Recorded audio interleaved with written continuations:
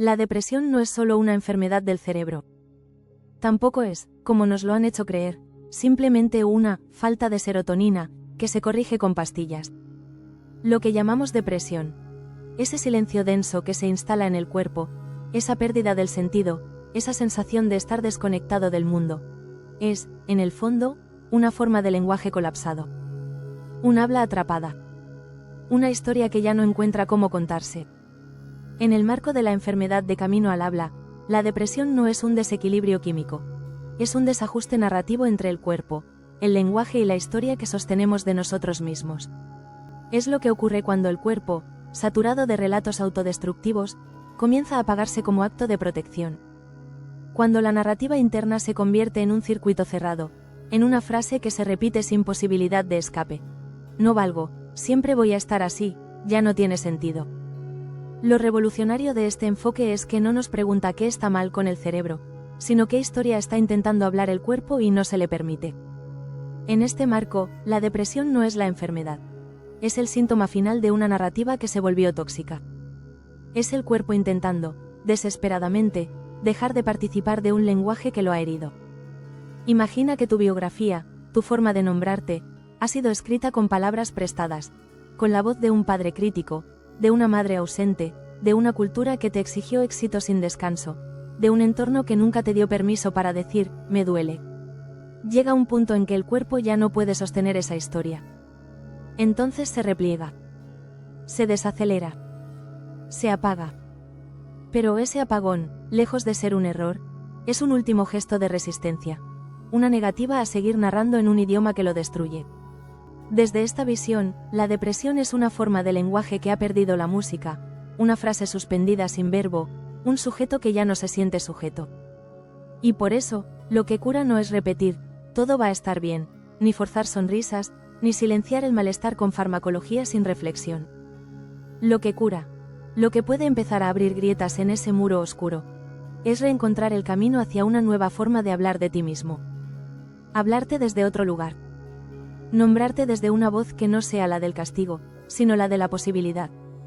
Esto no se hace desde la mente solamente. No se trata de pensar positivo. Se hace desde el cuerpo, desde la respiración, desde el temblor, desde la frase que temes decir pero que contiene tu verdad. Y aquí es donde este marco se encuentra con la terapia de reescritura somático-lingüística. Una práctica que no intenta corregirte, sino escucharte con radicalidad. Que no quiere que superes la depresión, sino que la leas. Que la traduzcas. Que la conviertas en símbolo. Porque esa tristeza profunda, esa falta de sentido, puede ser el umbral hacia otra narrativa. Una que no niegue tu dolor, pero tampoco lo eternice. Una que reconozca lo vivido, pero que no lo transforme en condena. Una que no diga, tú eres depresivo, sino, tú eres el que está aprendiendo a habitar su historia con otra voz. Este marco no niega el sufrimiento. Al contrario, lo valida con una fuerza casi poética. Pero lo pone en movimiento. Lo escucha como lo que es, un intento de habla aún no reconocido. Si estás en depresión, no estás roto. Estás en pausa. Estás resistiendo un idioma que ya no te sirve. Estás, quizás, en el momento exacto en que tu cuerpo necesita romper con una historia antigua para empezar a contarse de otra forma. Y ahí comienza el verdadero tratamiento. No con diagnósticos que etiquetan, sino con preguntas que abren. ¿Qué historia estás sosteniendo que ya no te contiene? ¿Qué palabras dejas fuera de tu relato porque duelen demasiado? ¿Qué frases estás repitiendo sin darte cuenta, y qué voz las escribió? Cuando una persona en depresión comienza a hablar su historia desde el cuerpo, cuando el llanto encuentra gramática, cuando el silencio se vuelve respiración y la vergüenza se convierte en lenguaje, algo cambia. No de forma mágica. No de un día para otro. Pero cambia. Porque el lenguaje no solo describe lo que somos. Lo crea. Y si aprendemos a hablarnos de otra manera, si reaprendemos a nombrar el dolor sin convertirlo en destino, si reescribimos las frases que nos enfermaron, el cuerpo responde. Porque nunca fue el enemigo. Fue el archivo. Fue el guardián. Fue el que aguantó el peso de lo que aún no habías dicho. Hoy, quizás, toca empezar a hablar de ti no desde la enfermedad, sino desde esa grieta donde empieza a entrar otra luz. Porque la depresión no es el fin de tu historia. Es el lugar donde puede empezar a contarse desde otra voz. Una que te incluya. Una que te cuide. Una que te devuelva a ti. ¿Y si llevamos esto un paso más allá?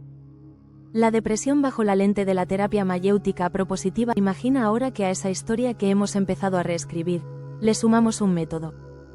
No una receta. No un manual.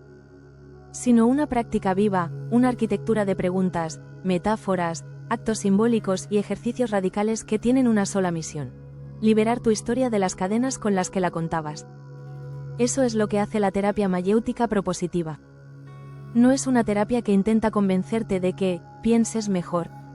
No te dice, sé optimista, ni te infantiliza con afirmaciones que no tocan tu realidad. La TMP te lleva, paso a paso, a deshacer el nudo de tu narrativa depresiva desde la raíz. No desde la lógica de la corrección, sino desde la lógica de la revelación. ¿Estás cansado de sentir que el vacío no se llena? En TMP no intentamos llenarlo. Lo usamos como campo fértil. Lo vaciamos de juicios y lo sembramos de símbolos. Porque tal vez, ese vacío que tanto temes no es la ausencia de sentido, sino el espacio donde aún no nació tu propia voz. En una de sus primeras fases, llamada inoculación del caos, te proponemos esto: romper el lenguaje automático de la culpa. Romper las frases heredadas. Soy un fracaso, todo lo arruino, estoy roto. Y en lugar de eso, preguntarte, ¿qué historia estás sosteniendo que ya no habla por ti? ¿Y si tu vacío fuera un personaje mitológico, qué forma tendría?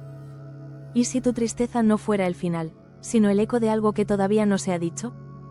En lugar de callar el dolor, la TMP te invita a narrarlo desde otro ángulo. A escribir una necrología terapéutica de la versión de ti que ya no necesitas sostener. A enterrar frases como, no valgo nada, y plantar, literalmente, una semilla sobre ellas. La TMP no le habla solo a tu mente. Le habla también a tu cuerpo. A esa espalda que se curva cuando te juzgas. A esa mandíbula que aprietas cuando aguantas el llanto. A ese pecho que se cierra cada vez que alguien te pregunta cómo estás y respondes, bien. Porque la depresión no se resuelve con ideas.